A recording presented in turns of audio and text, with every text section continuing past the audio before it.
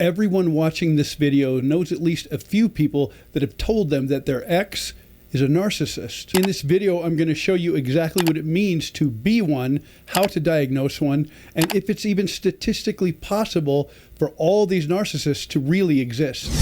Number one, before we get into the meat of this, let me just address one quick thing that a couple of my subscribers have asked about, and that is, why is it that you almost never hear a man say that their ex was a narcissist? Disclaimer, some guys will say that, but most don't. The reason why is the male ego. Men do not like to appear weak, and we don't like to appear that we are powerless. And a narcissist, by definition, takes advantage of someone, manipulates someone, or uses someone.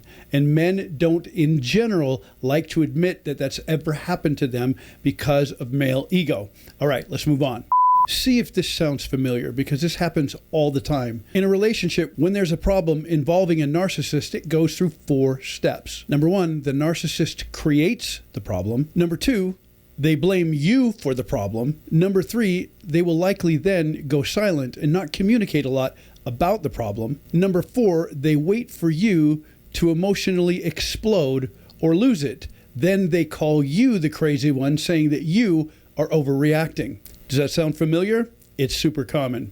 Now let's get into the meat of this, because most people that you know have said, my ex is such a narcissist, or that guy is a narcissist. Happens all the time. So let me show you the 9 traits that are associated with narcissism, and you need to know that to be actually diagnosed clinically, you would have to show at least 5 of these 9 traits for more than 6 months.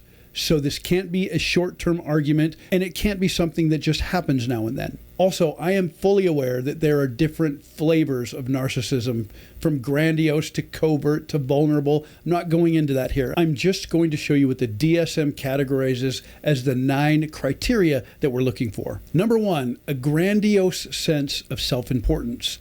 This is obvious. A person believes that they are greater than they are. They believe that they're more important than others. And it's a very grandiose sense of self-importance, not from anyone else, but from themselves. Number 2, preoccupation with fantasies of unlimited success, unlimited power, incredible beauty, or perfect ideal love. Number 3, they believe that they are special, that they're unique, likely high status, and that they can only be understood by other unique, highly important, highly valuable people. Number 4, and this is going to sound very familiar, they have this unending need for excessive admiration. Number 5, they have a sense of entitlement. Number 6, they exploit other people. They have exploitative behavior. That means to use other people for different purposes. Number 7, they show a lack of empathy. They have a hard time crying when other people cry. They don't seem to care when you think they should care. Number 8, they envy others, and they believe that everyone else envies them. And number 9, they have arrogant, haughty behaviors, arrogant attitudes, condescending attitudes. Remember, to be diagnosed, someone will have to show 5 of these 9 criteria, not only systematically, but specifically for a longer than 6-month period. And if you're a true narcissist, it's not only lasting 6 months, it's going to be a lifestyle.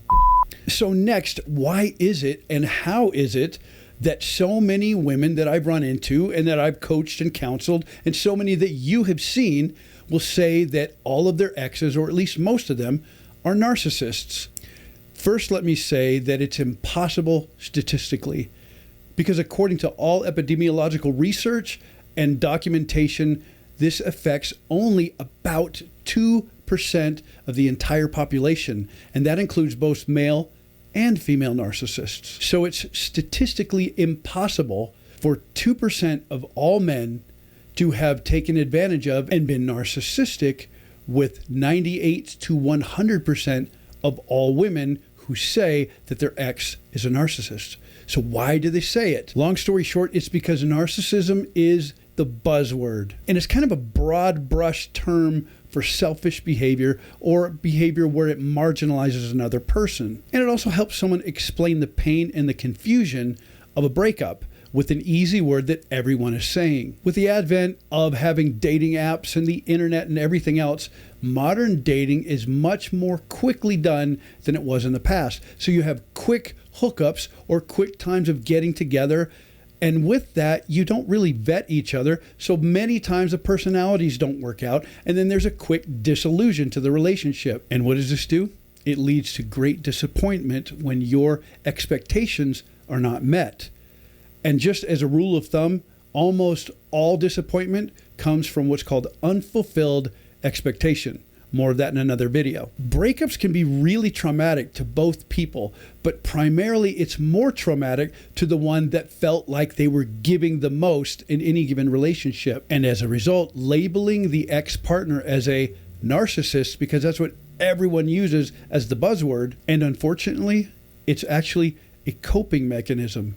I'm not trying to minimize anyone by saying you're coping, but truly it is a cope. It's a way to label someone that has hurt you. And again, the most popular word to be used for that purpose is narcissist. Another thing you need to know is that many people do have these traits. Many people do act very selfish. Many people do exhibit many of these things that I showed you in those 9 criteria. Unfortunately, given the right circumstance, nearly everyone can act this way, but technically that doesn't mean that everyone is statistically and diagnosably a narcissist. Do you have any experience with someone who has marginalized you or utilized you for purposes that you didn't think they were going to, or maybe exploited you?